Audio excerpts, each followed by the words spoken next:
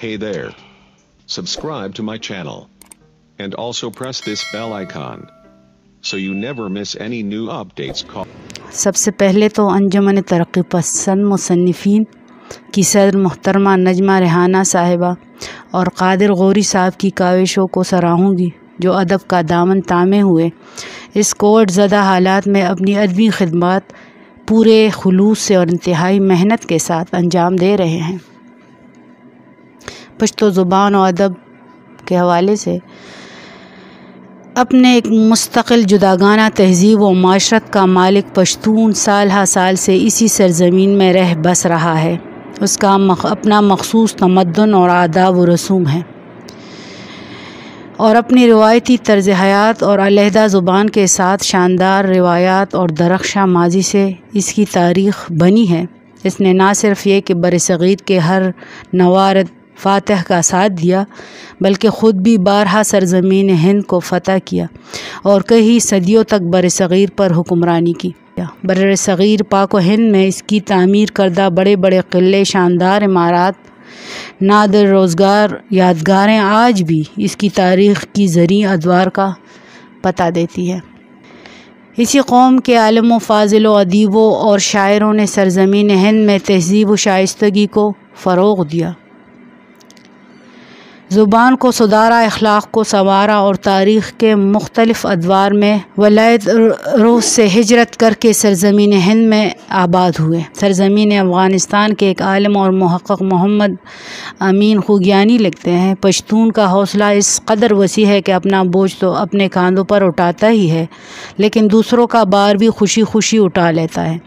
اور یہ کہاوت تو اچھی خاصی مشہور ہے کہ پشتون ہلکا بوجھ نہیں اٹھاتا، اگر اس پر کسی اور کا بار بھی لاد دیا جائے تو وہ اس زیادتی کا کوئی پرواہ نہیں کرتا۔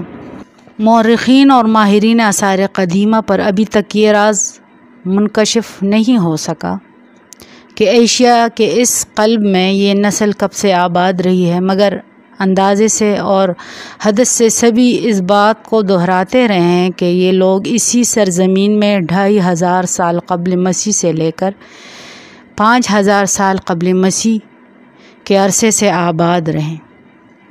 ان کی نسل و نجات کا مسئلہ بھی مورخین کے لیے اسی قدر پیچیدہ بنا ہوا ہے، اور سال ہا سال سے ان کا آریہ نژاد یا سامی النسل ہونا مورخین اور محققین کے لیے موضوع بحث بنا ہوا ہے۔ انہی مسائل نے ان کے بارے میں تمام بنیادی معلومات اور حوالہ جات کو مشکوک بنا دیا ہے، کیونکہ یہ بحث تاریخی اور آثار قدیمہ کے ماہرین اور نصاب کے محققین کے مابین تصفیہ طلب ہے۔ اس لیے تاریخ ادبیات کے سلسلے میں بھی ان کے اخذ کردہ حتمی نتائج کا انتظار زیادہ قرین مصلحت بات ہوگی۔ پھر بھی ادب اور ثقافت کے طالب علم اور محقق اس بات پر متفق ہیں کہ پشتو زبان اور اس کے ادبیات کا خالص ملی اوزان میں آج تک پشتونوں کی عوامی زندگی میں رچی بسی ہے، اور جو ابتدا سے ان کے جذبات اور احساسات اور ان کے افکار و خیالات کی ترجمانی کرتے چلے آئے ہیں۔ یہ انہی قدیم ادوار کی یادگار و ترجمان ہیں جن کی تلاش تاریخ کے اوراق میں بے نتیجہ ثابت ہوتی ہے۔ گردش روزگار اور زمانے کا الٹ پیر پشتو زبان کے قدیم ادبیات کا راستہ بدلنے میں کامیاب نہیں ہو سکے۔ لسانیات کے بعض ماہرین کا خیال ہے کہ پشتو زبان سنسکرت اور ژن اوستا کی بہن ہے، اور مرکزی ایشیا کے مرغزاروں، میدانوں اور کوہساروں میں ان کے ساتھ ساتھ پلی پھولی ہے اور ایک ساتھ ارتقاء کے منازل سے گزری ہے۔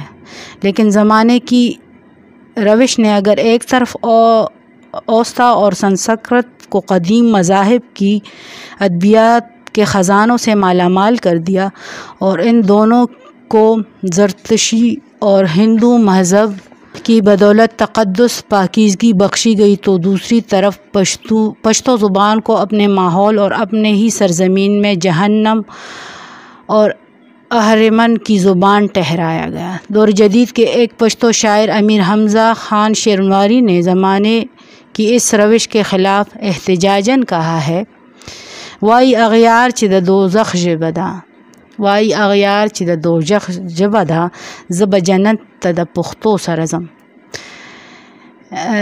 ترجمہ کہ اگرچہ اغیار تو کہتے آئے ہیں کہ یہ دوزخ کی زبان ہے، لیکن مجھے یقین ہے کہ میں پشتو کو اپنے ہمراہ لے کر جنت میں داخل ہوں گا.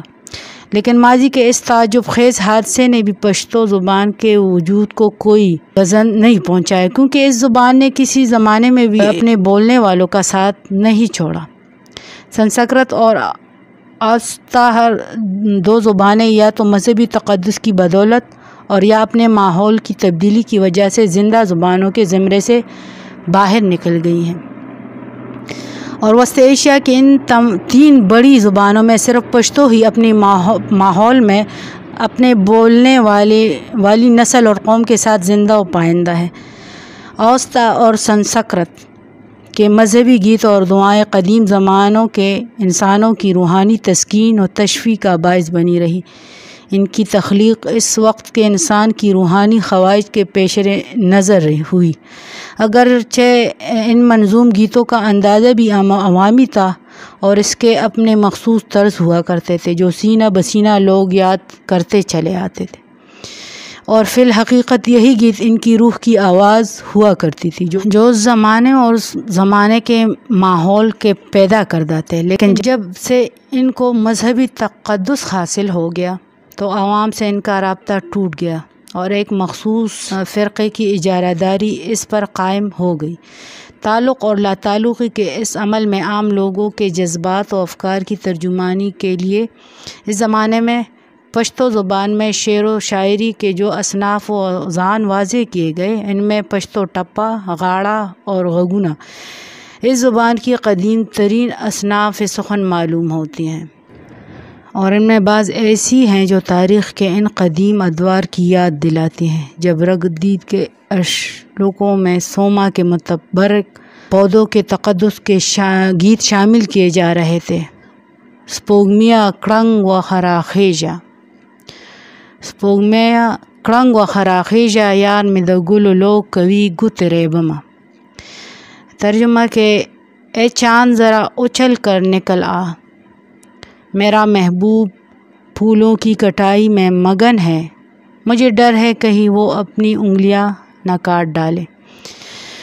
پشتو شعر و شاعری کے یہ تمام اصناف سخن مکمل طور پر عوامی تھے اور ہر کسی کے لیے تھے، چونکہ اس پر کسی خاص طبقہ یا فرقے کی اجارہ داری قائم نہیں ہو سکی اور نہ ان پر موضوع اور مضمون کی پابندی عائد کر دی گئی.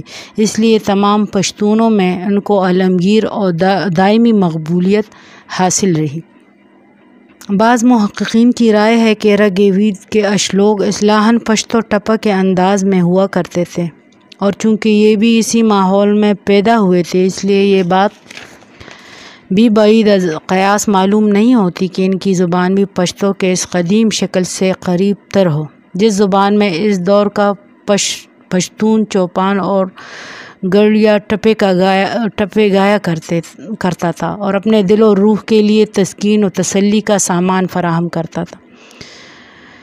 بدعوں کے علماء کا دعویٰ ہے کہ تمام ممکنہ موضوعات پر انسانی افکار ویدوی کی مقدس کتابوں میں موجود ہیں، اور ان کی تخلیق کا ماحول بھی وہی ہے جہاں پر آریہ قبائل اپنے خروج سے پہلے آباد رہے. ایشیا کے شمال مغربی مرغزاروں سے ہجرت کرنے کے بعد ان کا ٹھکانہ دریائے آمو اور دریائے سندھ کے درمیان واقع باختر کی وہ سرزمین تھی جس میں آج بھی پشتون نسل کے بے شمار قبائل آباد ہیں. موضوعات کی تنوع اور ماحول کی ہم رنگی کی مماثلت کے لحاظ سے پشتو ٹپا ان کے مشابہ بتایا جاتا ہے، اور اسی مشابہت کے پیش نظر جدید افغانستان کے بعض علماء کا یہ دعویٰ رہا ہے کہ شاید ویدیو کی اصل پشتو ٹپے سے ماخوذ ہے. پشتو کے عوامی گیت ابتدائی سے اپنے ماحول اور عوام کے افکار و جذبات کی ترجمانی کرتے چلے آ رہے ہیں. عوامی شاعری کے یہ اصناف قدامت کے لحاظ سے انہی قدیم ادوار کی یادگاریں ہیں. نہ تو ان کا کوئی شاعر کسی کو معلوم ہوتا ہے اور نہ ہی کوئی شاعر ان پر اپنا دعویٰ ثابت کر سکتا ہے. یہ ہر کوئی ہر کہیں ہر وقت گا سکتا ہے، اور یہی اس کی خوبی اور اس کی عوامیت کی دلیل ہے۔ ادبیات کے تنقید نگاروں کی رائے ہے کہ عوامی گیت اس وقت تک کسی قوم کی روح کا عکس لیے ہوتی ہیں جب تک کہ اس میں تہذیب و شائستگی کا ملمہ نہ کیا گیا ہو، اور نہ ہی یہ تصنع اور ظاہرداری سے آشنا ہو چکے ہوں، نہ تو ان کے اظہار کے راہوں اور احساسات و جذبات کی روانی کو مسدود کیا گیا ہو۔ پشتو لوک گیتوں کا ہر ابتدائیہ انہی جذبات کو ابارنے اور جگانے کا باعث بنتا ہے، اور گھر ہو یا حجرہ، آبادی ہو یا صحرا، اس کی سحر آفرینی ہر پشتون کے لیے کیف و سرور اور وجد و مستی کا باعث بنتی ہے۔ جیسا کہ پہلے ذکر ہو چکا کہ پشتو لوک گیتوں کے محرکات تصنع سے یکسر عاری ہوتے ہیں، یہی وجہ ہے کہ اس کی رومانیت لازوال اور ان کا مزاج زندہ اور حیات آفرین ہے۔ مختصر یہ کہ پشتو لوک گیت زمانے قدیم سے پشتونوں کی خلوت و جلوت کے ساتھی رہے ہیں۔ یہ ان کی تکلیف دہ زندگی کے بے کیف تسلسل کو ختم کرنے کا ذریعہ بنتے ہیں۔ تاریخ کے طالب علم قوموں کے عروج و زوال کے ظاہری اسباب و علل پر نظر رکھتے ہیں، کیونکہ وہ معاشرتی زندگی کے تار و پود سے اپنے آپ کو اچھی طرح باخبر نہیں رکھتے، اور نہ ہی اس موضوع کو اپنے مطالعہ کا میدان سمجھتے ہیں۔ حکیم ارسطو کے مطابق شعر کسی معاشرے کے ماضی اور حال کا امین ہوتا ہے، یہ اس کی کمزوریوں اور کوتاہیوں پر تنقید بھی کرتا ہے، اور معاشرے میں تدریجی انقلاب لانے کی قوت بھی رکھتا ہے۔ یہ خصوصیات مستحکم بنیادوں پر بنا شدہ معاشرے کے اصناف و شعر میں زیادہ واضح ہوا کرتی ہے، اور ان کی ملی زندگی کے ہر پہلو کی غمازی کرتے ہیں۔ اگر غور سے دیکھا جائے تو پشتونوں کا معاشرہ مذکورہ بحث کی بہترین مثال ہے، اور ان کے لوک گیت براہ راست ان کی فطرت کی طرح ہماری رہنمائی کرتے ہیں۔ چونکہ شعر تاریخ کے مقابلے میں فلسفہ سے زیادہ قریب ہے، یہی وجہ ہے کہ فلسفہ عمرانی کے ساتھ شعر کا تعلق ایک فطری امر ہے، اس لیے کہ شعر کسی معاشرے کا عکس اور عمرانیات معاشرتی فلسفے کا نام ہے۔ اگرچہ آج پشتو زبان کی کتابی ادب کے بارے میں کوئی ایسی تحریری دستاویزات دستیاب نہیں ہوئیں جن سے اس بات کا یقینی ثبوت میسر آ سکتا ہو کہ اسلامی دور سے پہلے بھی اس زبان میں کوئی چیز تحریری صورت میں موجود تھی۔ اگر محققین و متشرقین کی یہ رائے ہے کہ پشتو زبان میں بعض ادبی اصناف اسلامی دور سے پہلے بھی موجود تھے، اور جیسا کہ ذکر کیا جا چکا ہے، افغانستان کے بعض محققین کی رائے ہے کہ ویدیوں اور اوستا کے مذہبی گیت جو کہ ہندو کش کے شمالی علاقوں میں کہے گئے ہیں، ان میں سے رگ وید سب سے پرانا وید ہے جو صوبہ سرحد کی سرزمین میں لکھا گیا۔ ان کی طرح پشتو زبان میں بھی شعر و سخن کا چرچہ عام تھا۔ اس لحاظ سے پشتو زبان کی ادبی تاریخ بقول ان کے 4000 سال پرانی ہے۔ افغانستان کے مورخین اور محققین میں سے پروفیسر احمد علی کہزاد اور آقائے عبدالحی حبیبی نے اس موضوع پر بحث میں کچھ لکھا ہے۔ پروفیسر احمد علی کہزاد نے افغانستان کی تاریخ مرتب کی ہے، اور مرحوم آقائے عبدالحی حبیبی تاریخ ادبیات پشتو کے مؤلف ہیں۔ انہوں نے پٹہ خزانہ نامی کتاب بھی دریافت کی ہے۔ اس کتاب میں 3 صدی ہجری سے لے کر کتاب مذکورہ کے مؤلف محمد ہوتک کے زمانے تک پشتو زبان کے صاحب دیوان، شعراء اور نثر نگار مصنفین کا تعارف کیا گیا ہے۔ ان ہر دو فاضل محققین نے اپنی تحقیق و تفقیق کا اس دور میں شروع کیا جب یورپی متشرق بالعموم اور جرمن نژاد عالم بالخصوص بعض سیاسی مصلحتوں کے پیش نظر ان کی کوشش میں لگے ہوئے تھے کہ ایشیا کے دل میں رہنے والی اس قوم کو اپنا ہم نسب ثابت کر سکے، لیکن وہ ہنگامی دور بھی آخر گزر گیا، اور دوسری جنگ عظیم میں جرمنی کی شکست نے عالمی سیاست کا رخ بدل دیا، اور اس کے ساتھ نسلوں اور تہذیبوں کے بارے میں بھی تحقیق و تصور کی راہیں بدل گئیں۔ اس کا نتیجہ یہ ہوا کہ ان مسائل کے بارے میں از سر نو سوچا جانے لگا اور پرانے نظریات کو نئی تحقیق کی روشنی میں جانچا اور پرکھا جانے لگا، اور کئی موقعوں پر پرانے نتائج کو عملاً خیر بات کہنا پڑا۔ ان جدید تحقیقات کے لیے جن بنیادی حقائق کو سامنے رکھنا ضروری ہو گیا وہ حسب ذیل ہیں۔ زبان کسی علاقے یا ملک کے باشندوں کی اپنی وراثت اور ان کے کلچر، ثقافت، تہذیب، تمدن اور روایات کی امین ہوتی ہے۔ نمبر 2، عقائد و افکار کی تعلیم و تربیت کا سب سے بہتر، آسان، محکم اور مؤثر ذریعہ مادری زبان ہی ہوتی ہے۔ نمبر 3، بیرونی اثرات کسی قوم پر اس کے اپنے ملک میں ہرگز اس قدر اثر انداز نہیں ہو سکتے کہ وہ اپنی قوم کو یکسر خیر بات کہہ دے۔ پشتو زبان کی ادبیات کا جائزہ بھی اگر انہی 3 پہلوؤں سے لیا جائے تو معلوم ہوگا کہ اس قصے، کہانیوں اور ضرب الامثال، کہاوتوں اور شعر و شاعری میں پشتونوں کا کلچر، ثقافت، تہذیب، تمدن، عقائد اور روایات سب کچھ محفوظ ہیں، حتیٰ کہ پشتو اصطلاحاً ان سب چیزوں کا ایک جامع نام ہے۔ ان کے مطالعے سے خود بخود ان کے نسل و نژاد کے بارے میں حقائق منظر عام پر آ سکتے ہیں۔ اسلام لانے کے بعد اسلامی تعلیمات کو آسان اور عام فہم بنانے کے لیے ملک روم میں پشتو زبان کا سہارا لیا گیا، اور اسی کی بدولت عقائد اور امرونہی کو سمجھانے میں آسانی پیدا ہو گئی اور دین کو سمجھنے اور سمجھانے میں سہولت ہو گئی۔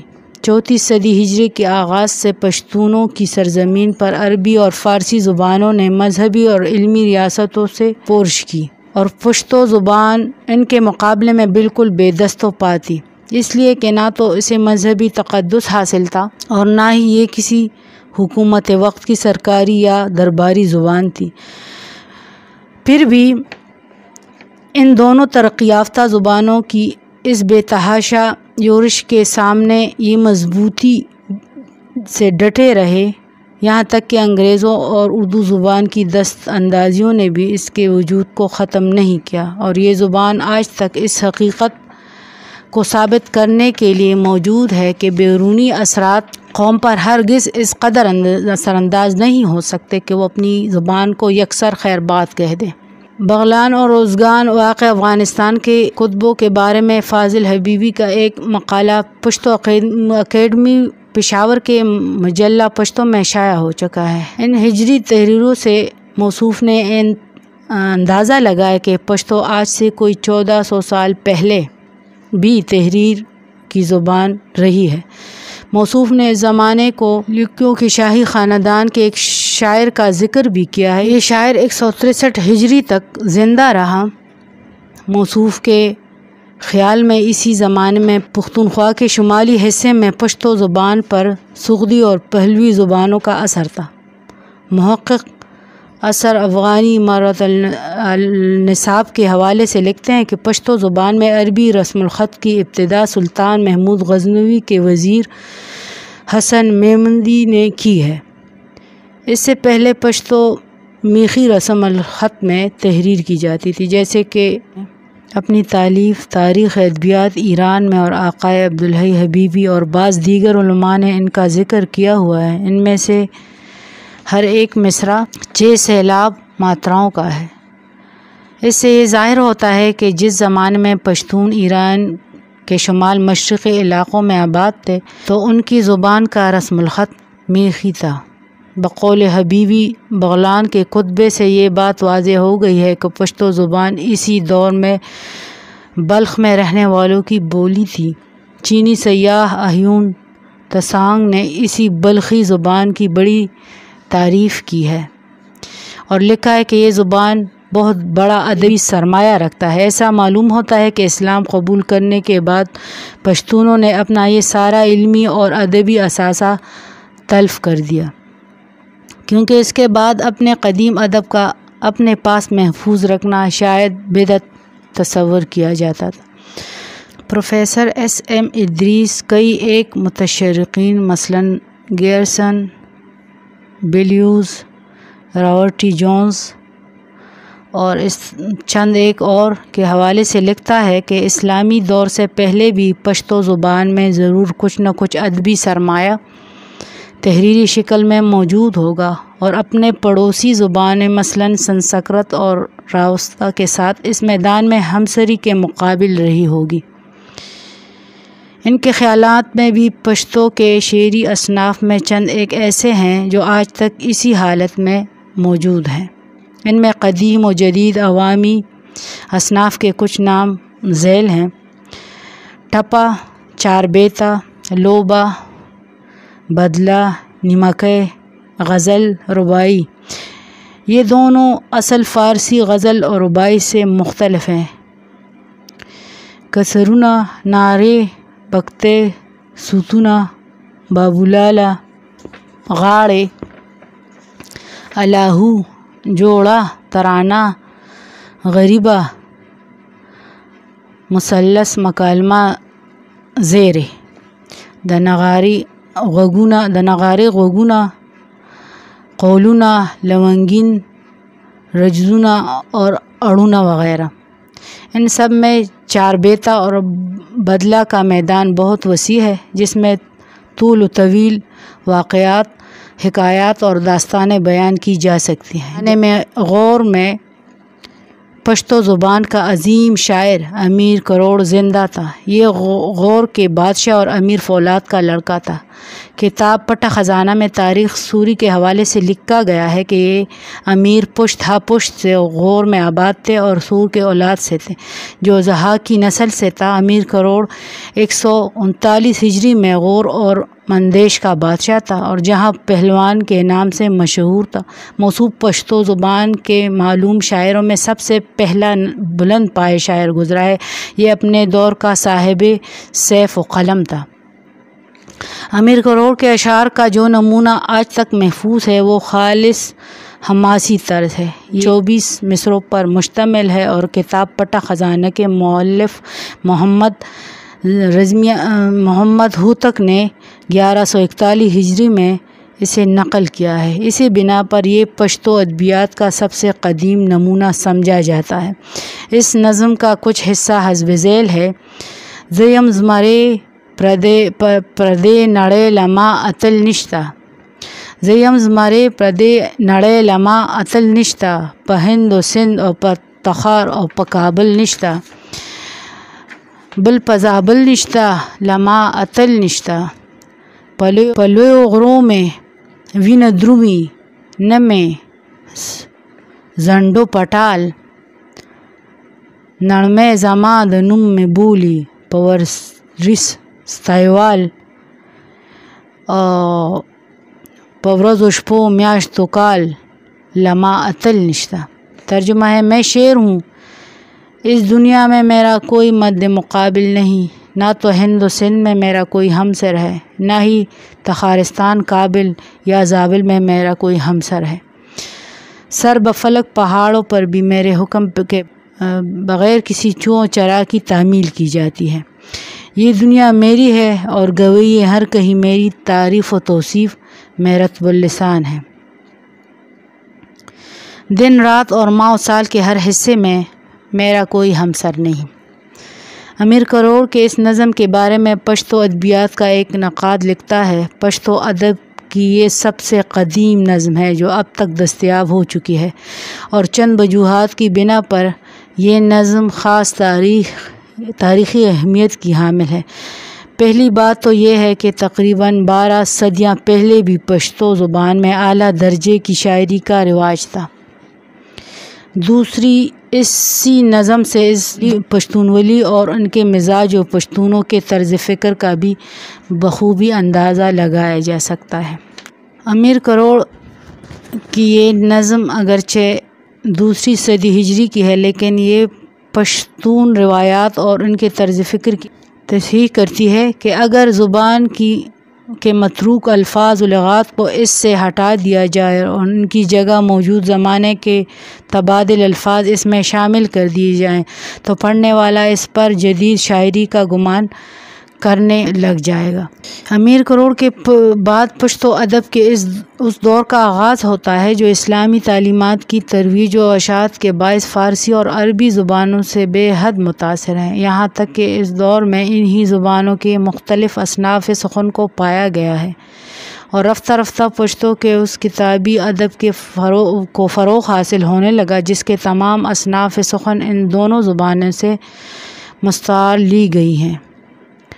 اس زبانوں میں نثر لکھنے کا رواج بھی عام ہو گیا اور تاریخ و ادب اور اسلامی تعلیمات پر پشتو نثر میں کتابیں لکھی جانے لگی۔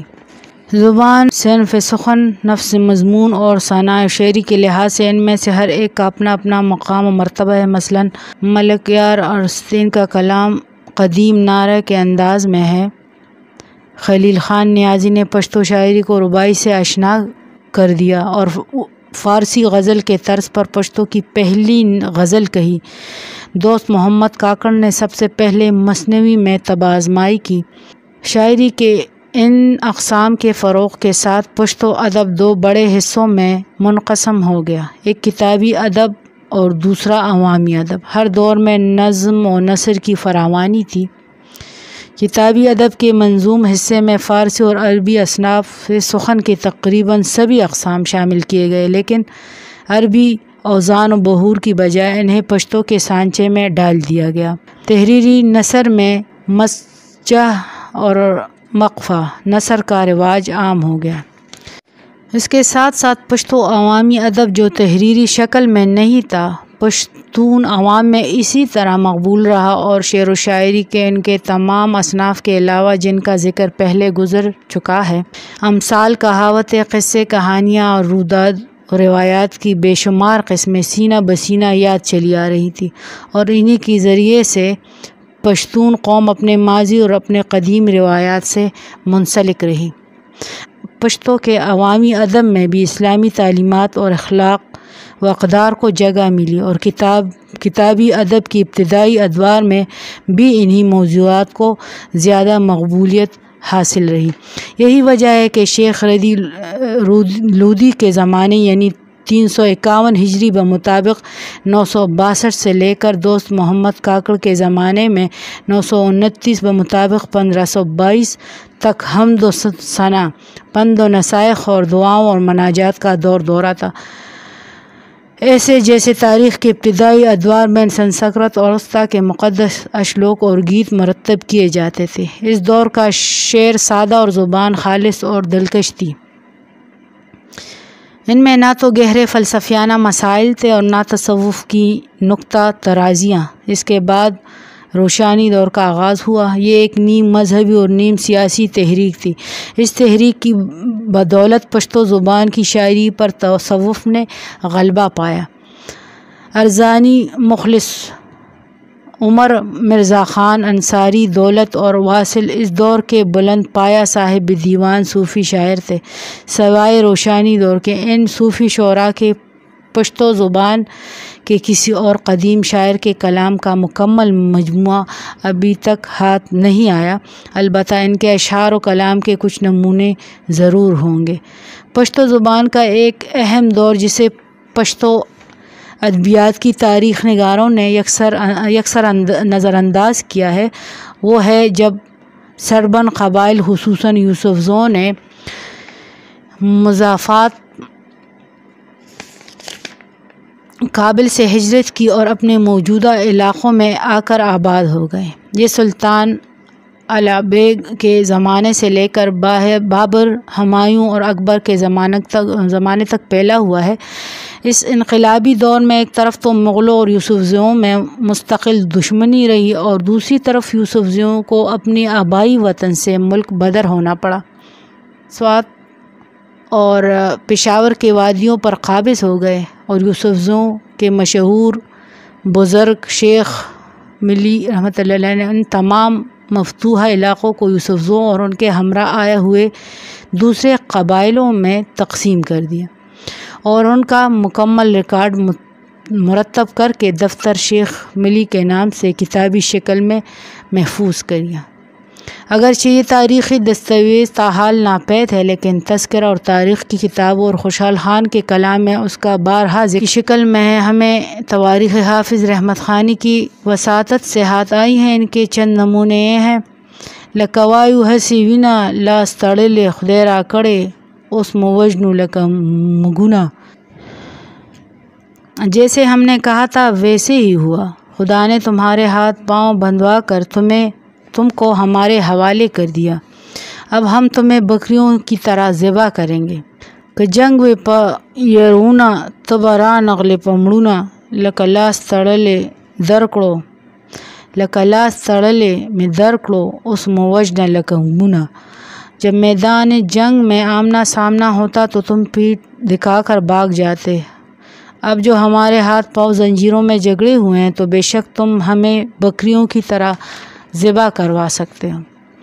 تاریخ کا ایسا المیہ شاید اقوام عالم میں بہت کم پیش آیا ہو کہ کسی ایک قبیلے کے ساتھ 100 معزز سرکردہ سرداروں کو کسی بادشاہ نے کانے پر مدعو کیا ہو اور بجائے ان کے مہمانی کے ان سب کی مشقیں بندھوا کر انہیں مقتل میں لے جا کر قتل کرایا گیا ہو۔ یہ المیہ سلطان البیگ مغل کے ہاتھوں یوسفزیوں کے ساتھ پیش آیا تھا، جس کا ذکر مذکور اشعار میں ایک مکالمے کی صورت میں اب بھی موجود ہے۔ اس واقعے کی تکمیل تفصیل تواریخ حافظ رحمت خانی میں مذکور ہے۔ اگرچہ پشتو نثر کی باقاعدہ ابتدا 613 ہجری و مطابق 1215 میں سلیمان ماکو کی کتاب تذکرۃ الاولیاء سے ہوتی ہے، لیکن تاریخ ادبیات میں بایزید انصاری روشانی تحریک کے بانی کو پشتو نثر نگاروں کا بابائے آدم کہا جاتا ہے۔ مولانا عبدالقادر مرحوم نے اسے اپنے دورہ مغرب جرمنی کے دوران ٹیوبنگ یونیورسٹی کے لائبریری کے قلمی نوادرات کے ذخیرے میں دریافت کیا۔ بایزید روشانی تحریک کا بانی تھا۔ اس تحریک نے پشتون عوام میں تصوف اور سلوک عقائد کو فروغ دینے کے ساتھ ساتھ ملکی سیاسیات میں بھی عملی حصہ لینے کی راہ دکھائی۔ پشتون قبائل پر اس تحریک کا زبردست اثر تھا۔ اس کے خلاف سید علی ترمذی رحمۃ اللہ المعروف بپیر بابا اور ان کے خلیفہ حضرت اخوند درویزہ اٹھ کھڑے ہوئے اور مخالفت اور موافقت کی کشمکش جو سالہ سال تک جاری رہی، اس کی بدولت پشتو ادبیات نظم اور نثر دونوں کو بہت فروغ حاصل ہو گیا اور بہت سے دیوان اور کتابیں مرتب کی گئی۔ اگرچہ پشتو ادبیات کے ان ادوار کے بارے میں حتمی معلومات اور تاریخی دستاویزات کمیاب ہیں، پھر بھی ان ادوار کی اہمیت کو کسی صورت میں گھٹایا نہیں جا سکتا۔ اگرچہ اس میں کوئی کلام نہیں کہ ادبیات کے مذکورہ ادوار کا آخری حصہ محدودیت کا شکار ہو گیا ہے۔ اس کے بعد پشتو کے عظیم اور قادر الکلام شاعر اور صاحب سیف و قلم خوشحال خان خٹک کے دور کا آغاز ہوتا ہے۔ تاریخ میں بالفعل یہی دور سب سے زیادہ اہمیت رکھتا ہے۔ پشتو ادبیات کے تنقید نگار اسے پشتو ادب کا زرین دور کہتے ہیں، اور بقول professor S M Idris Pashto ادبیات کا تیسرا دور اس کے ارتقاء کا شاید اہم ترین دور ہے۔ اسی سے پشتو ادبیات کے جدید دور کا آغاز ہوتا ہے۔ خوشحال خان خٹک کو اس دور میں مرکزی مقام حاصل ہے۔ یہی وہ شخصیت ہے جس نے پشتو شاعری کو جدید اسلوب دیا اور اسے فعالیت بخشی۔ آج کل کے استادان فن بھی اس سے بابائے پشتو مانتے ہیں۔ یہی وہ دور ہے جب پشتو ادبیات پر فارسی غزل، رباعی، مثنوی، مختصر یہ کہ ان تمام اصناف کا غلبہ ہو چکا تھا، اور پشتو سخنور ادیب ان کے مطالعے کو خصوصی اہمیت دینے لگے تھے۔ حضرت حافظ شیرازی کے صوفیانہ کلام نے عبد الرحمن بابا کے افکار و خیالات کو بہت متاثر کیا اور اس کے کلام کو وہ حسن اور اعجاز بخشا کہ پشتونوں میں آج تک وہ پشتو زبان کا سب سے مقبول اور دلعزیز شاعر مانا جاتا ہے۔ آپ کا دیوان غزلیات کا مجموعہ ہے۔ ان کے غزلوں کو پشتو کی مخصوص اصطلاح میں رحمان بابا کی رباعی کہتے ہیں۔ اسی طرح اس دور میں حمید ماشوخیل، عبدالقادر خان خٹک، اشرف خان ہجری، کاظم خان شیدا، سکندر خان، کامگار خان، علی خان بابو جان، کریم داد مصری خان، معاذ اللہ خان ممن، افضل خان خٹک اور احمد شاہ ابدالی جیسے بلند پایہ شاعر اور ادیب گزرے ہیں۔ ان کے علاوہ بہت سے ادیب اور شاعر اہل قلم اس دور میں اپنی رنگین نوائی کے نمونے چھوڑ گئے ہیں۔ ان شاعروں اور ادیبوں نے اس دور میں پشتو زبان کو نظم و نثر سے مالا مال کر دیا۔ اس زبان میں اندازاً 200 کے لگ بھگ بلند پایہ شاعروں نے پشتو زبان کو اپنے افکار و خیالات کا خزانہ بخشا۔ اس دور میں شعر و شاعری کو پشتو نثر پر غلبہ رہا، لیکن نثر کی کئی اہم کتابیں بھی تحریر کی گئیں۔ ان کا موضوع زیادہ تر مذہب، تاریخ، سماج یا اخلاقیات رہا ہے۔ ان میں سے بعض کے نام یہ ہیں: گلدستہ جو گلستان سعدی کا ترجمہ ہے اور عبدالقادر خان خٹک کی تالیف ہے، انوار سہیلی اس کا ترجمہ افضل خان خٹک نے کیا اور دستار نامہ خوشحال خان خٹک کی تصنیف ہے، قلب السیر گوہر خان خٹک کی تالیف ہے اور تاریخ مرثا افضل خان کی تصنیف ہے۔ اسی زمانے میں پشتو مثنوی کو بھی مقبولیت حاصل ہوئی اور اس زمانے میں پشتو کی عشقیہ داستانیں لکھی جانے لگیں۔ اس کے بعد 17ویں، 18ویں اور 19ویں صدی عیسوی میں شعراء نے پشتو زبان میں بے شمار مثنویاں لکھی۔ رفتہ رفتہ پشتو مثنوی کا معیار گرنے لگا اور ان کے موضوعات میں افکار عالیہ کا فقدان نظر آنے لگا۔ بعد میں پشتو مثنوی بھی لوک گیتوں میں شامل ہو گئے اور یہاں تک کہ 19ویں صدی کے آخر اور 20ویں صدی کے پہلے چوتھائی میں یہ مثنویاں محض لوک کہانیوں اور جنگ ناموں اور اساطیر کے بونڈے اور بدھے انداز تک محدود ہو گیا۔ یہیں پر آ کر مثنوی اور پشتو بدلہ میں باہمی اتصال پیدا ہو گیا۔ اس عرصے میں عوام میں روحانی داستانیں بے حد مقبول رہیں۔ اسی زمانے میں پشتو زبان میں کئی ایک مذہبی کتابوں اور رسالوں کا اضافہ ہو گیا۔ ان کتابوں میں رشید البیان، در مجالس، معراج نامہ اور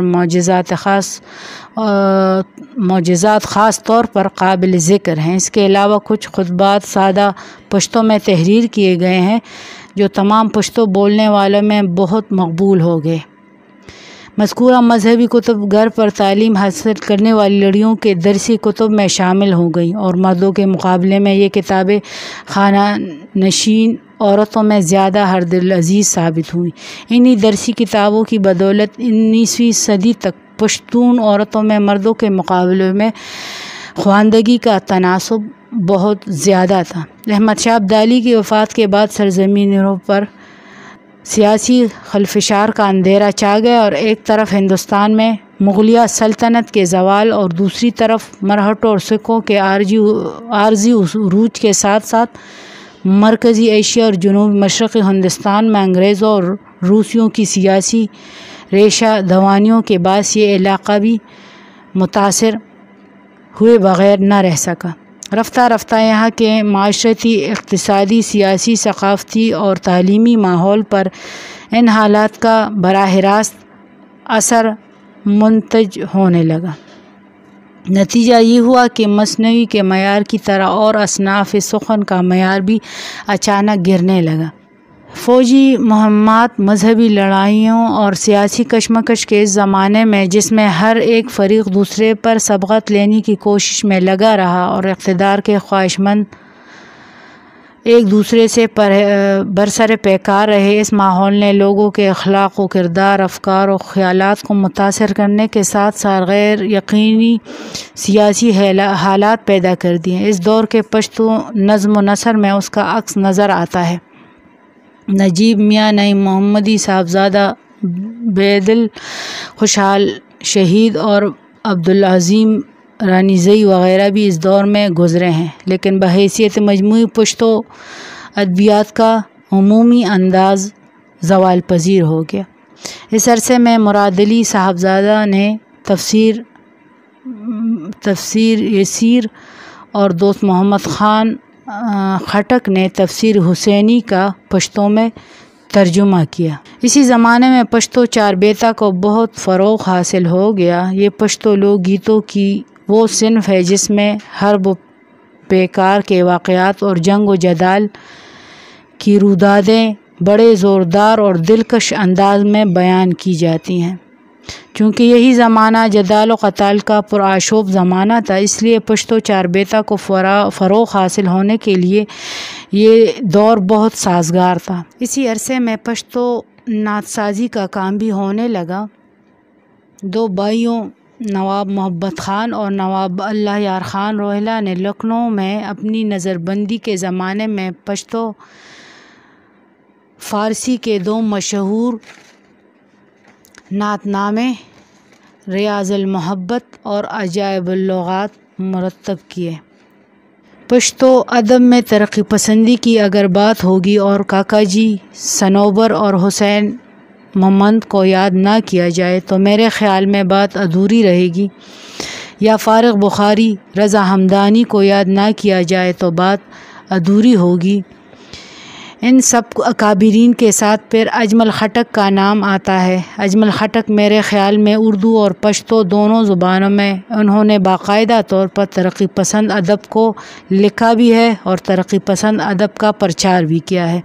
وہ باقاعدہ طور پر دونوں زبانوں کے ترقی پسند ادیبوں و دانشوروں کے ساتھ تنظیمی طور پر بھی وابستہ رہے، اور شاعری کے حوالے سے بھی ان کی شاعری میں غوجل کا ذکر پایا جاتا ہے، جہاں پر مزدور کا ذکر پایا جاتا ہے، جہاں پہ دہقان کا ذکر پایا جاتا ہے، جہاں پہ لاچار، بے بس، غریب، یتیم، بیواؤں کا ذکر پایا جاتا ہے، تو وہاں پر ایسے رویوں کا بھی ذکر ہوتا ہے جو معاشرے کو پیچھے دھکیلتا ہے، جو معاشرے کو سائنسی رویوں سے لے کے دور لے کے جاتا ہے، جہاں معاشرے کو آگے لے جانے سے روکتا ہے۔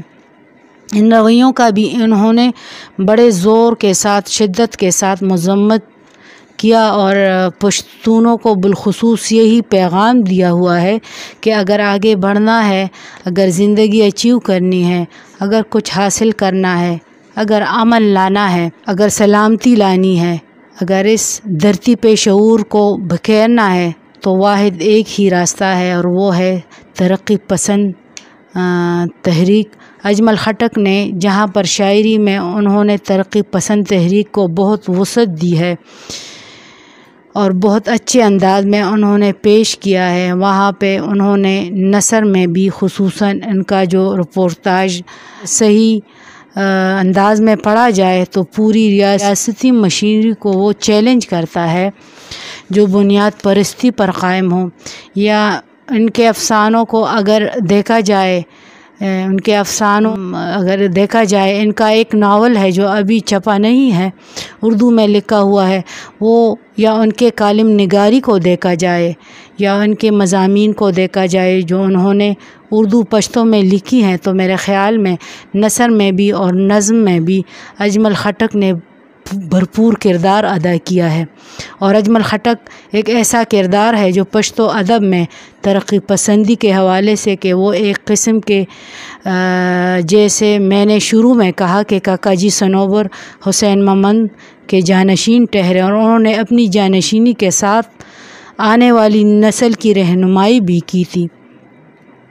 اپنے نوجوانوں کا وہ باقاعدہ طور پر رہنما ٹھہرے۔ انہوں نے ایسے دانشور اور ادیب جو ابھی زندہ ہے، سلیم راز صاحب، رحمت شاہ سائل اور بہت سارے دیگر نوجوان جو ابھی تک اجمل خٹک صاحب کو اپنا رہنما مانتے ہیں اور اجمل خٹک سے ہی ان کی ترقی پسندی ماخوذ ہے، تو میرے خیال میں اجمل خٹک آنے والے دور میں بھی حاوی رہے ہیں اور ان کی فکر آج تک گونج رہی ہے پشتو ادب میں۔ اسی طرح